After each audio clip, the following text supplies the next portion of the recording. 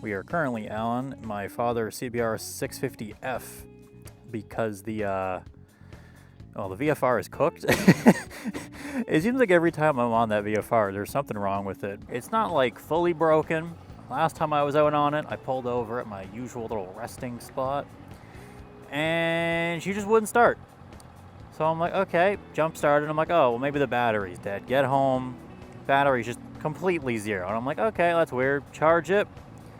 Still doing some weird stuff. And I asked Father, like, what would be causing this? He goes, well, it's either the alternator or it's the battery. And I'm like, okay, well, how we test that? And he goes, well, if it's your alternator's dead, when you disconnect the battery, the bike will just die. If the alternator's good, the bike will stay running. I charged the battery for an hour. So the battery was good and full to go. And then we disconnected the battery.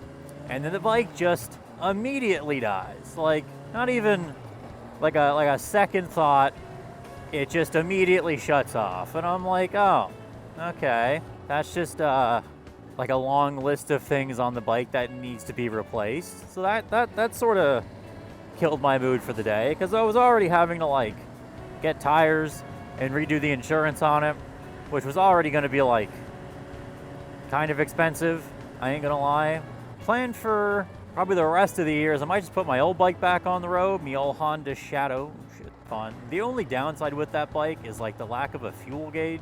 That's kind of the only thing that like I can see that's like wrong with it, is that there's no fuel gauge on.